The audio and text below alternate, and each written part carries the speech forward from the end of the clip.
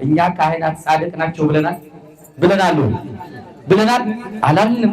ፍትሃት የሚደረግላችሁ እንደ ሰው ስርዓት እንጂ እንደ ሰው ስርዓት አይደለም። ነገሩን መጻሕፍት እንደመሰከሩልኝ እነዚህን አህዮች እንዲፈቱ የተላኩት እየጠፋን ያለው ችግሩ እየተባባሰ ያለው ችግር በችግር ላይ እየተደረበ ያለው ጌታችን የመድኃኒታችን የአምላካችን የኢየሱስ ክርስቶስን ቃል አብረን እንላለን።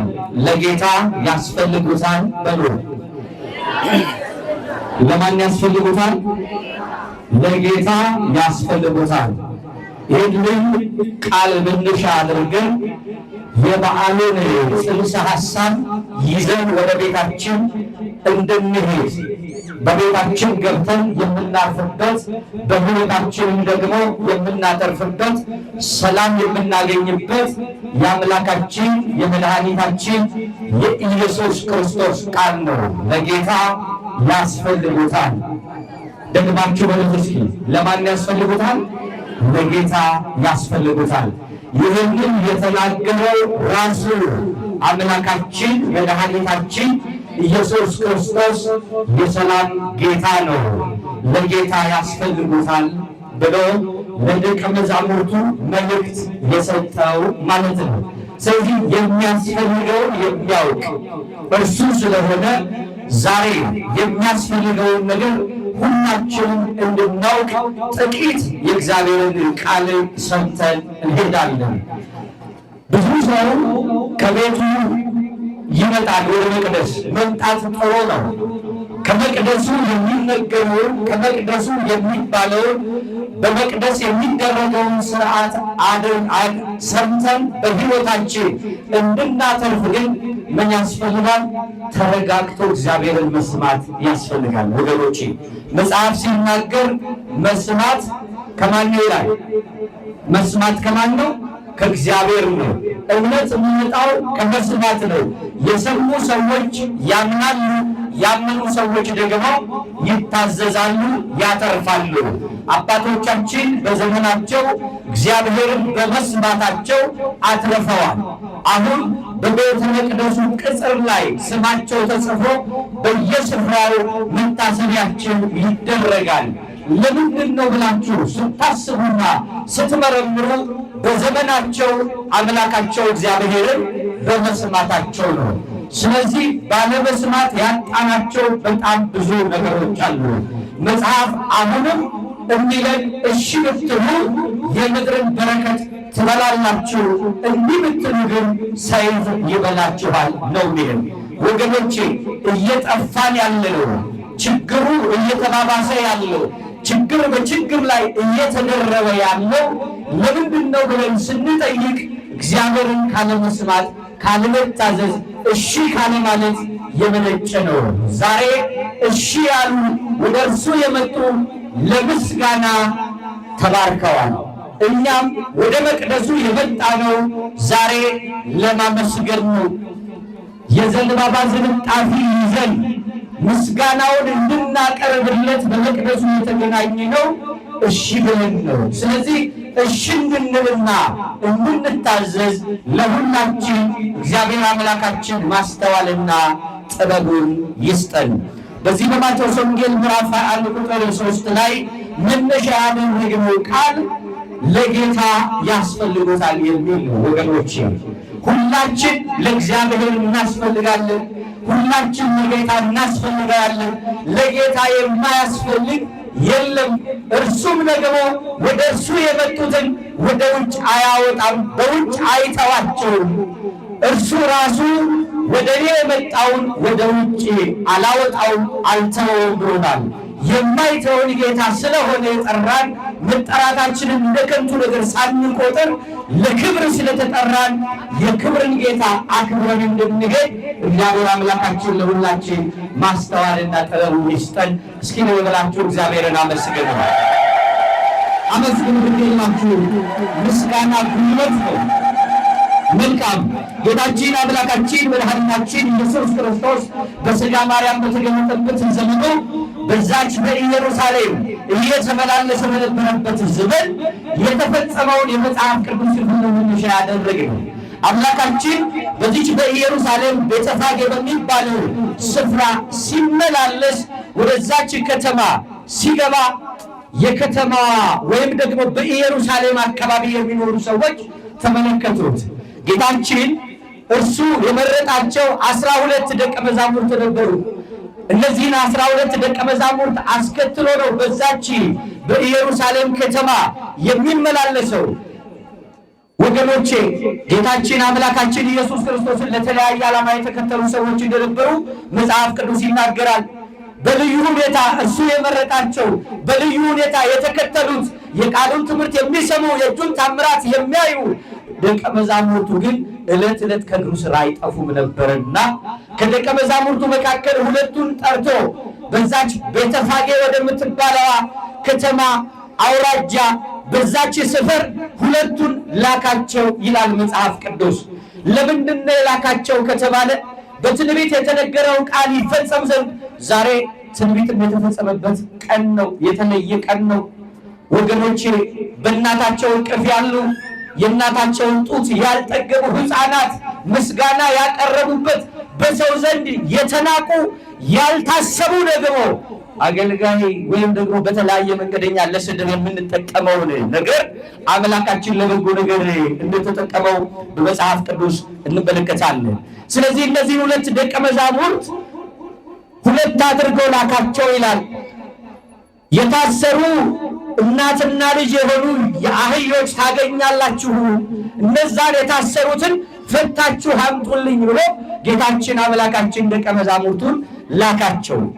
እነዚህ አህዮች ባለቤት አላቸው።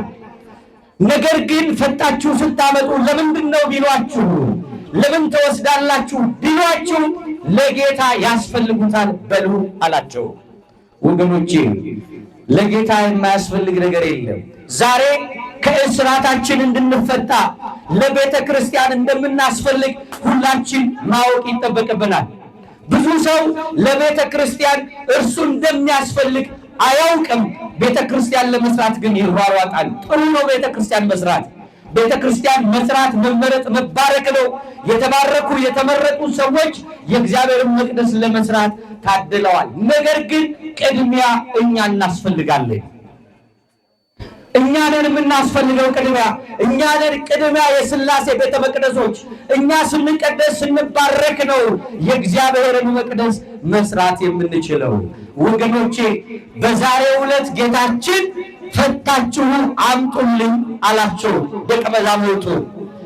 አባቶቻችን ሊቃውንቱ እንደነገሩን መጻሕፍትም እንደመሰከሩልኝ እነዚህን አህዮች እንዲፈቱ የተላኩት ካህናት ናቸው። እነዚህ የመጀመሪያዎቹ ካህናት ጌታ የመረጣቸው ጠርቶ እጁን ጭኖ እፍ ብሎ ስልጣንን የሰጣቸው ወደ ዓለም ሁሉ ሂዱ ብሎ ለዓለም ወንጌልን እንዲሰብኩ ያዘዛቸው ደቀ መዛሙርቱ የመጀመሪያው ካህናት እንደሆኑ አባቶቻችን በተርጉማን ይናገራሉ። በዚህ በማቴዎስ ወንጌል ምዕራፍ 28 ቁጥር 19 እና 20 ስትመለከቱ ጌታችን ኢየሱስ ክርስቶስ ደቀ መዛሙርቱን ጠርቶ እጁን ጭኖ ስልጣን ሰጣቸው ይላል። ስልጣን ከሰጣቸው በኋላ ለፍጥረት ሁሉ ወንጌልን ስበኩ ብሎ ላካቸው። ሲልካቸው ወንጌልን ባጅ አድርገው ልብ በሉ በአብ በወልድ በመንፈስ ቅዱስ ስም ደግሞ እያጠመቁ ደቀ መዛሙርትን እንዲያደርገው የታሰሩትን እንዲፈቱ የተጨነቁትን እንዲያሳርፉ ሰላም ላጣችሁ ከተማ ሰላምን እንዲያውጁ ላካቸው። ወገኖቼ ወደ ከተማ ሲገቡ ምንም ሳይይዙ እንዲገቡ ነው ያዘዛቸው። ሲገቡ ግን ሰላም ላላችኋቸው ሰላም ይሆንላቸዋል። ሰላም ካልፈለጉ ሰላማችሁን ካልተቀበሉ ግን የእግራችሁን ጥብ ያራግፋችሁ ከከተማይቱ ውጡ ይላል።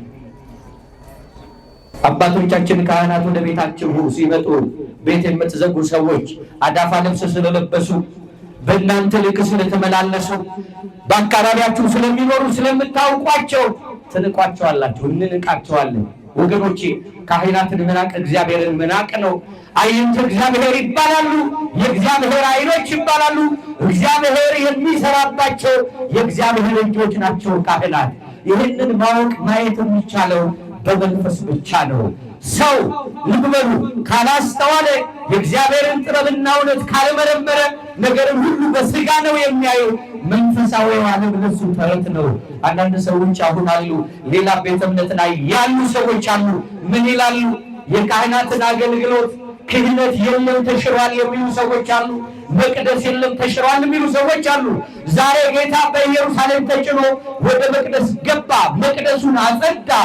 ካጸዳ በኋላ ይህ ቤት ምንድነው ነው ያለው መጽሐፍ ቅዱስ ሲናገር፣ የአባቴ ቤት የጸሎት ቤት ነው፣ ይህ ቤት የጸሎት ቤት ነው፣ እናንተ ግን የወንበዴዎች ዋሻ አደረጋችሁ በማለት መቅደሱን እንደባረከው እንዳከበረው፣ ይህ እግዚአብሔር የሚገለጥበትና የእግዚአብሔር ምሕረትና እውነት የሚፈስበት መቅደስ እንደሆነ እግዚአብሔር አምላካችን ነግሮናል። ወገኖቼ ይህች ቤተ ክርስቲያን ወንጌልን ልክ እናንተ አንድ ምግብ ቤት ከፍታችሁ የሆነ ጽፋችሁ ዝርዝር እንደምታስቀምጡት ቤተ ክርስቲያኗ መጽሐፍ ቅዱስን ልብ በሉ እንደ ደብዳቤ በየዕለቱ እየገለጥን መውጫና መግቢያ አበጅታ ወንጌልን የምትሰብክ ቤተ ክርስቲያን ናት። ወገኖቼ ይህችን ቤተ ክርስቲያን የሚከሱ የሚያንጓጥጡ በጣም ብዙ ሰዎች አሉ። እነዚህ ቤተ ክርስቲያን መጽሐፍ ቅዱስን የሚገልጥ እግዚአብሔርን በክብር የሚያመልክ የለም። ይሄ ብልጫ ለማሳየት ነጥብ ለማስጣል አይደለም። ቀደምት በመሆኗ ታሪክም ለመናገር አይደለም። ይህ ሰማያዊ አዋጅና የእግዚአብሔር ሐሳብ ነው። ወገኖቼ የቤተ ክርስቲያን መሰረት ክርስቶስ ነው ስንል ከሰማይ የመጣው እርሱ ነው። መጽሐፍ ቅዱስ ሲናገር ከሰማይ ከወረደው በቀር ወደ ሰማይ የወጣ የለም ይላል። ክርስቶስ ነው እቺን ቤተ ክርስቲያን የመሰረተ፣ እቺን ቤተ ክርስቲያን የሰጠን ክርስቶስ ነው። አባቶቻችንን ሐዋርያትን መርጦ ያከበረ ስልጣንን የሰጠ እሱ ነው። ስለዚህ ሂዱና ፈታችሁ አምጡልኝ አላቸው። መፈታት የምትፈልጉ ወደዚህ ቤተ ክርስቲያን የመጣችሁ ዛሬ ሆሳና ስለሆነ ቀን አናመልክም። እኛ ቀኑን ጠብቀን ፍታት ለመደረግ አይደለም። ይሄንን ማወቅ አለባችሁ። የጌታችን የመድኃኒታችን የኢየሱስ ክርስቶስን ትእዛዝና ቃል አክብሮ አምልኮትን መፈጸም መጽሐፍ ቅዱሳዊነት ስለሆነ ነው። እኛ የምናመልከው ቀን የለንም። ከቀን ቁጥር ጋር ግንኙነት የለንም። ግንኙነታችን ከአምላካችን ከእግዚአብሔር እውነት ጋር ብቻ ነው። የእግዚአብሔር እውነት ስለሆነ ይህንን ጌታችን ፈታችሁ አምጡልኝ ብሎ እነዛን እናትና ልጅ የሆኑትን ሹንጫዎቹን መሃዮች አምላካችን ደቀ መዛሙርቱን ልኮ አስመጣ። አስመጥቶ በአህይቱ ላይ ተቀመጠ። ልብ በሉ፣ የዘንባባ ዝንጣፊ እየቆረጡ ጎዘጎዙለት፣ ልብሳቸውን አነጠፉለት፣ ምስጋናን አቀረቡለት። ሕፃናቱ ዳዊት እንደተናገረው በትንቢቱ በእናታቸው እቅፍ ላይ ያሉ የሚጠቡ ምስጋናን አቀረቡለት። ሲያቀርቡለት በአካባቢው ያሉ ደግሞ አነበብን የሚሉ በጣም የሚመጻደቀው ፈሪሳውያን የሚባሉ ደግሞ አሉና ድምፁ ረበሻቸው። የቤተ ክርስቲያን ድምፅ ማይክ ረበሸን የሚሉ ሰዎች አልሰማችሁም? አልሰማችሁም? በዘመናችን አልሰማችሁም? ሰምታችኋል። መቀነስ አለበት፣ የቤተ ክርስቲያን ድምፅ መቀነስ አለበት ያሉ ሰዎች አሉ። ወገኖቼ ይሄ አንዱ ልብ በሉ የውድቀት ምልክት ነው።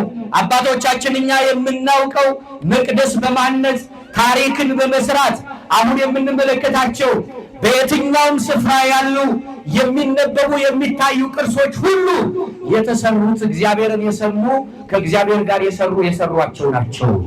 አሁን ደግሞ ድምፅ ይቀነስ የምትሉ ደግሞ አላችሁ። እግዚአብሔር አምላክ ጥበብና ማስተዋልን ይስጠን። ጌታችን በአህይቱ ላይ ተቀምጦ በኢየሩሳሌም ሲገባ የሰላም ንጉሥ ነው። ልብ በሉ፣ በትንቢት የተነገረለት ነቢያት የተናገሩለት መጻሕፍት ሕግጋት የመሰከሩለት ነው። እርሱ ሕግና ነቢያት ልሽ አልመጣሁም ልብ በሉ ይፈጽም እንጂ ብሎ የተናገረ ጌታ በቀድሞ የላካቸውን የአባቶቻችንን ትንቢት ሊፈጽም በአህይቱ ፍርንጫ ላይ ተቀምጦ በኢየሩሳሌም ገባ። የሰላም ንጉሥ በቤታችን ይግባልን፣ በልባችን ይግባልን፣ ማስተዋልና ጥበብን ያድለን፣ አለማመንን ያርቅልን፣ አለማመናችንን ይርዳው። አሜን በሉ ወገኖቼ። እግዚአብሔር ካረዳ ይህን ዘመን መሻገር አይቻልም። ስለዚህ ድምፁ የረበሻቸው ደግሞ እነዚህን ሕፃናት ዝም አሰኝልን አሉት። ልብ በሉ፣ ድምፃቸው የረበሸና አሉ። ጌታችን አምላካችን እንዲህ ብሎ ተናገረ። እነዚህ ሕፃናት ዝም ብሉ፣ እነዚህን ዝም ብታሰኟቸው ልብ በሉ ግዑዛን ፍጥረታት ድንጋዮች እኔን ያመሰግኑኛል ብሎ ደግሞ ድንጋዮች እንዲያመሰግኑ አደረገ። የማይጠቅሙትን የማይበጀውን ነገር እንደሚበጅ የማይጠቅመውን እንዲጠቅም የሚያደርግ እርሱ ነው። ቀድሞ በለዓምን በአህያ ትምህርት የመለሰ ያስተማረ አምላካችን እርሱ እውነተኛ ጌታ ነው። በቤተልሔም ግርግም ሲወለድ እስትንፋሷን የገበረችለት ከእንስሶች መካከል አንዲቱ አህይቱ ናት። የማትጠቅመውን እሷን አገልጋይ አድርጎ ተቀመጠባት። ያልከበሩትን ማክበር የሚችልበት ሰዎች የናቋቸውን አክብሮ ለምስጋና የሚያቆም አገልጋይ የሚያደርግ እርሱ ነውና አህይቱን ልብ በሉ የምትደበደበዋን አህያ ልብ በሉ እየተነጠፈላት በምስጋና እንድታልፍ አደረጋት። የሚገርም እኮ ነው እግዚአብሔር፣ የሚገርም ነው። ስራው ድንቅ ነው እንዳሉት አባቶቻችን እግዚአብሔር ድንቅ ነው። እስኪ አመስግኑት ወገኖች፣ አመስግኑት። እንደዚህ የማይጠቅሙ ነገሮች እንዲጠቅሙ ሆነው ታዩ። በዚህ ዕለት አባቶቻችን ይሄ ድንጋይ የሚለውን በተርጉማኖ ሲተረጉም ለአብርሃም እግዚአብሔር አምላካችን ቃል እንደገባለት የምድር አሸዋ ብሎ የጠራቸው አሉ። ቁሪና የሆነ አይምሯቸው የማያስተውሉትን የሚያስተውል የሚያደርግ እግዚአብሔር ነው። በከዋክብት የተመሰሉ ደግሞ ሰማያውያን ቅዱሳን ደግሞ አባቶች አሉ። ስለዚህ የማይጠቅሙትን አሕዛብ የሚጠቅሙ አድርገው አሕዛብና ሕዝብን አንድ የሚያደርግ አመስጋኝ ያልነበሩትን አመስጋኝ የሚያደርግ ጌታችን ኢየሱስ ክርስቶስ አይሁድን ሲያስተምራቸው እንደዚህ ፊት ለፊት እኛ የአብርሃም ልጆች ነን ተገዝረናል፣ እኛ የሕግ ልጆች ነን እንዲህ ትለናለህ ይሉታል። ጌታችን ኢየሱስ ክርስቶስ ለአይሁድ ደግሞ ምን አላቸው? እናንተ የአብርሃም ልጆች ብትሆኑ ኑሮ የአብርሃምን ሥራ ትሰሩ ነበረ። እግዚአብሔር ቢወድስ ከእነዚህ ድንጋዮች ልጆች ሊያስነሳ ለአብርሃም ይችላል አለ። ድንጋይ የተባሉ አመስጋኝ ያልነበሩ ያልተገዘሩ የነበሩ አሕዛብ የነበሩ ልብ በሉ እነዚህን የሚጠቅሙ ያደረገ እርሱ ነው። አሕዛብና ሕዝብን አንድ ያደረገ በመስቀል ላይ በዕለተ ዓርብ ተሰቅሎ ሁላችንን ያገናኘ። ዛሬ ዕለተ ስቅለቱ ይታሰባል አይደል? ይሄ ዕለት ዛሬ ተገናኝቷል። እግዚአብሔር አምላካችን ስለኛ ያደረገውን እንድናስብ እንድንመለከት ቤተክርስቲያናችን ስርዓትን ሰርታ በልዩ ልዩ ሁኔታ ታከብራለችና ዛሬ ትልቅ በዓል ነው። ሆሳና ነው፣ የምስጋና ቀን ነው። በኢየሩሳሌም የገባው የሰላም ንጉሥ የጽድቅ ራስ የሆነው አምላካችን ሁላችን በጽድቅ እንድንመላለስ ጥሪ አድርጎልናል። ስለዚህ ለጌታ ያስፈልጉታል አለ። እንደዚህ አህዮች ፈተው ያመጡት እንዳልኳችሁ ሐዋርያት ናቸው። እነዚህ ሐዋርያት የመጀመሪያዎቹ ካህናት ናቸው። አሁን አንድን ዲያቆን ክህነቱን ብትቆጥሩ ሰንሰለቱ ሳይበጠስ በዚህ ቤተ ክርስቲያን ልብ በሉ ጴጥሮስ ጋር መድረስ ይቻላል። ለዚህ በቂ ማስረጃ ያላት ቤተ ክርስቲያን ናት ወገኖቼ። እኔና እናንተ ስለማንመረምር ስለማናውቅ ነው እንጂ ሐዋርያዊ ቅብብሎሹ ሳይነጠል ወይም ሳይበጠስ ሰንሰለቱ ቃል ኪዳን ነው። ይሄ ቅድም ያልኳችሁ ማቴዎስ ወንጌል ላይ ምዕራፍ 28 ቁጥር 19 ላይ ለሐዋርያት የተሰጠው ቃል ኪዳን እንዲሄዱ እንዲያስተምሩ በአብ በወልድ በመንፈስ ቅዱስ እንዳጠምቁ ካለ በኋላ እስከ ዓለም ፍጻሜ ድረስ እኔ ከእናንተ ጋር ነኝ። ይሄ መሐላ ነው። ይሄ ለአዲሱ ኪዳን ቃል ኪዳን ነው ወገኖቼ።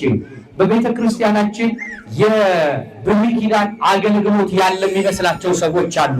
በአዲስ ኪዳን የብሉይ ኪዳን አገልግሎት የለም። አሮጌው በአዲሱ ተተክቷል። እኛ የአዲሱ ኪዳን መስዋዕት እንጂ የብሉይ ኪዳን መስዋዕት የለንም። ይሄን መታወቅ አለበት።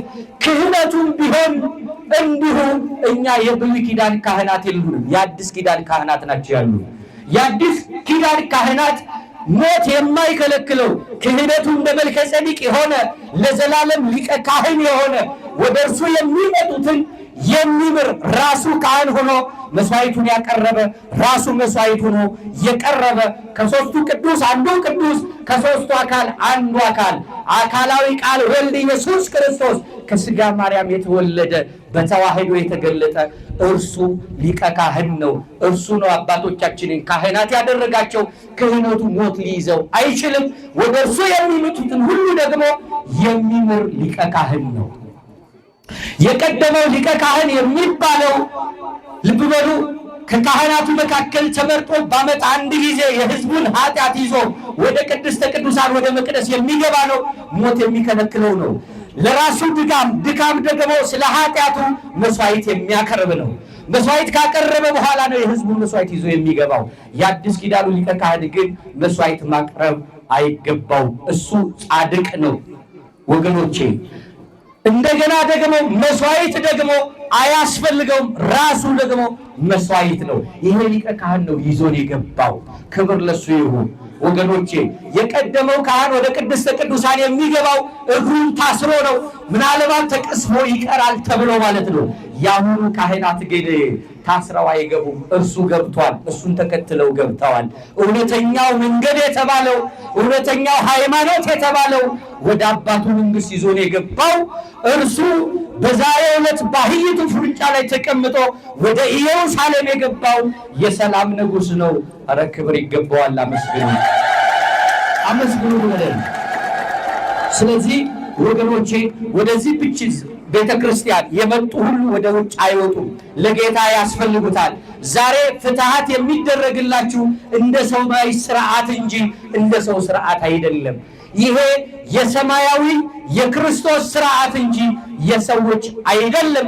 በእጅ ብልጫ ተመልምሎ ያስፈልጋል ተብሎ የተሾመ ካህን የለም። የቀደሙት ካህናት ከሌዊ ዘር የሆኑ ልብ በሉ ተመርጠው ከአንድ ነገር ብቻ የሆኑ ካህናት ይሆናሉ። በዚህ ዘመን በአዲስ ኪዳን ግን በክርስቶስ ኢየሱስ ያመኑ ሥርዓተ ቤተ ክርስቲያንን አክብረው ከመጀመሪያው ቃለ እግዚአብሔርን እየተማሩ የመጡ ቤተ መቅደሱ ላይ እግዚአብሔር አምላክ ይሾማቸዋል። አሕዛብ የለም፣ ሕዝብ የለም፣ አይሁዳዊነት የለም፣ የተገዘረ የለም፣ ያልተገዘረ የለም። በክርስቶስ አምኖ ለመጣ ሁሉ ጌታችን አምላካችን ኢየሱስ ክርስቶስ ወደ ውጭ አያስወጣውም። ለማን ያስፈልገዋል? ለማን ያስፈልገዋል? ለጌታ በለዋ። ለማን ያስፈልገዋል? ለጌታ ያስፈልጉታል አለ ጌታችን። ስለዚህ ያ የሰላም ንጉሥ ወደዚች ወደ ኢየሩሳሌም ምን አለ? ገባ። መጽሐፍ ቅዱስ ሲናገር የነቢያቱን ትንቢት እንዳያደርጎ ያመጣዋል። የማቴዎስ ወንጌል ምዕራፍ 1 ቁጥር 4 ላይ ስትመለከቱ የጽዮን ልጅ እነሆ ንጉሥሽ የዋህ ሆኖ በአህያ ላይና በአህይቱ ግልገል በውርንጫይቱ ላይም ተቀምጦ ወደ አንቺ ይመጣል አለ። ይህን የተናገረው የቀድሞ ነብዩ ነው ወገኖቼ። የዚህ የነብዩ ቃል ነው ዛሬ የተፈጸመው። በአህይቱ ውርንጫ ላይ ተጭኖ ሲመጣ ጌታችን ኢየሱስ ክርስቶስ እንደ እንግዳ ደራሽ እንደ ውሃ ፈሳሽ አይደለም። ቀድሞ በነቢያት ተነግሮለታል። መጻሕፍትን ተናግረዋል፣ ነቢያት መስክረዋል፣ ሕግ ተናግረዋል። ስለዚህ እርሱ ያለውን ያናገረውን ቃሉን ነው የፈጸመው። ይህንን ነው ቤተክርስቲያን የምታከብረው። እኛ ስለወደድን ስለፈቀድን አይደለም። ራሱ ያለውን ራሳችን ሳንሆን እርሱ ባለው መንገድ ነው የምናደርገው። ስለዚህ ለጌታ ያስፈልጉታል ወገኖቼ። ወደኛ እናምጣውና ጥቂት ልበላችሁና ልጨርስ። ወደኛ ስናመጣው አሁን እኔና እናንተ ወደ ቤተ ክርስቲያን ስንመጣ፣ ወደ አባቶቻችን ወደ ካህናት ስንቀርብ ኃጢአትን ራስን ቀጥታ ለእግዚአብሔር ለምን አትናገርም? ለምንድነው ለካህኑ የምትናገረው? ካህኑ ስላንተ ሊያውቅልህ አይችልም፣ እርሱ ራሱ ኃጢአተኛ ነው የሚሉ ሰዎች አሉ። እኛ ካህናት ጻድቅ ናቸው ብለናል አላልንም። እንደኛ ሰው ናቸው፣ ድካም አለባቸው። ነገር ግን ድካም የሌለበት ክህነት ተሸክመዋል ወገኖቼ። ይሄ ክህነት ደግሞ ሕያው ሆኖ እንዲሰራ የተሰጠው ከማን ነው? የተገኘው ከማን ነው? ከሰው አይደለም፣ ከራሱ ከክርስቶስ ኢየሱስ ነው። እግዚአብሔር ያለው ደግሞ ይሆናል። መጽሐፍ እግዚአብሔር ያለው ይፈጸማል ይላል። ስለዚህ ካህናት የሚፈጽሙት ሊቀ ካህናት ኢየሱስ ክርስቶስ የማይሰራ ኃጢአት ይፍታ ብለው የሚፈቱ ናቸው። ይህንን እንዲፈቱ እንዲያስሩ ስልጣን የሰጠ ማን ነው? እግዚአብሔር ነው። በሰማይ የታሰረ እንዲሆን በምድር የተፈታው በሰማይ የተፈታ እንዲሆን በቃሉ የተናገረው ለቅዱስ ጴጥሮስ ማን ነው? ራሱ አምላካችን ክርስቶስ ነው። ዛሬ ለፍታት ስንመጣ ወገኖቼ እንደ መጽሐፍ ቅዱስ ብሂልና ልማድ እንጂ እንደ ሰው ብሂልና ልማድ እንዳልሆነ ጠንቅቃችሁ ልታውቁ ይገባል። ብዙ ሰዎች ከዚህ ስትወጡ አሁን ካህኑ ፈታህ ብለው ሊያንጓጥጡ ይችላሉ።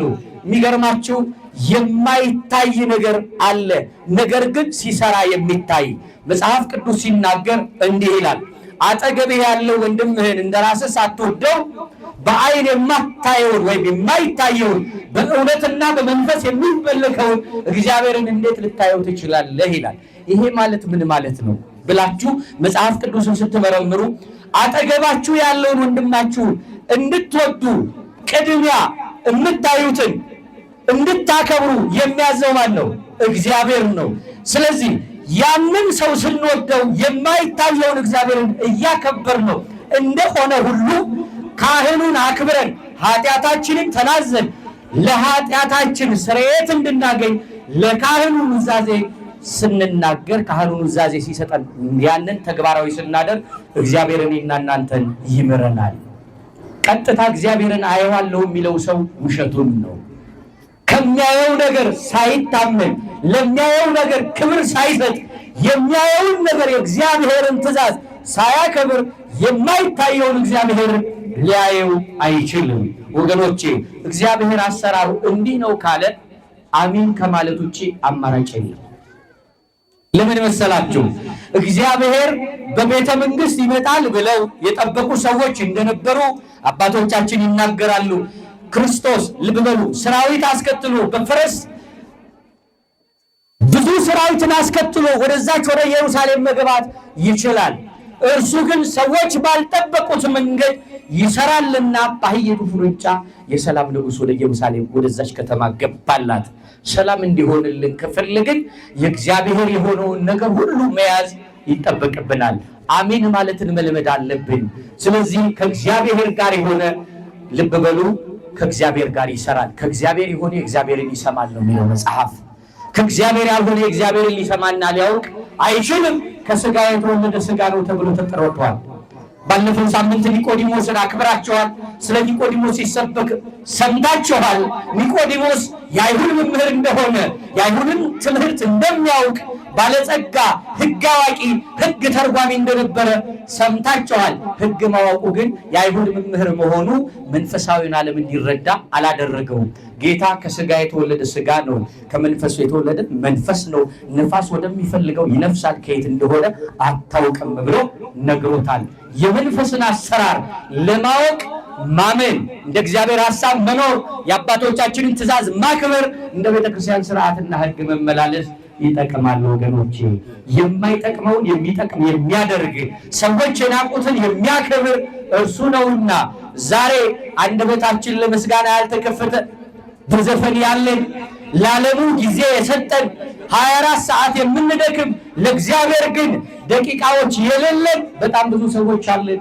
ወገኖች የእግዚአብሔር አምላክ ማስተዋል ሰጥቶ የነፍሳችንን ጌታ እንድንፈልግ እርሱ በአህይቱ ላይ እንደተቀመጠ የክብር ጌታ የክብር ንጉሥ የነገሥታት ንጉሥ የአማልክት አምላክ በልባችን ገብቶ እንዲቀመጥብን በእውነት እግዚአብሔር አምላክ ሁላችን ይፍቀድልን። ሰው ያልተቀመጠባት አህያ ናት። ያልተቀመጠባትን ነው ፈታችሁ አንጡልኝ ያለው። ባለም በጣዖት አምልኮ ልባችን ሳይያዝ እግዚአብሔር አምላክ እንዲቀመጥ ልባችንን ፈቅደን የሰላም ንጉሥን ወደ ልባችን እንድንጋብዘው በትዳራችን፣ በሕይወታችን፣ በስራችን፣ በመውጣት መግባታችን እሱ እንዲገባ እሺ በማለት እኛም ለካህናቱ መታዘዝ እንዲሆንልን ማን ማስተዋልን ይስጠን? እግዚአብሔር ማስተዋልን ይስጠን። እነዛ ሰዎች የአህዮቹ ባለቤቶች ምንም ቢጠይቁም እንኳ ለጌታ ያስፈልጉታል ብለው ሲናገሩ እሺ ነው ያሉት። እሺ ብለን ዓለሙን ጥለን እንድንመጣ እግዚአብሔር ይርዳል። ከዓለም ጋር እንድንላቀቅ የሚያደርገን ከእግዚአብሔር ጋር መሆናችን ነው። ለካህናቱ እሺ ብለን ኃጢአታችንን ተናዘን ወገኖቼ እንደ ሥርዓተ ቤተ ክርስቲያን ተመላልሰን የእግዚአብሔርን መንግሥት እንድንወርስ እግዚአብሔር አምላካችን ይፍቀድልን።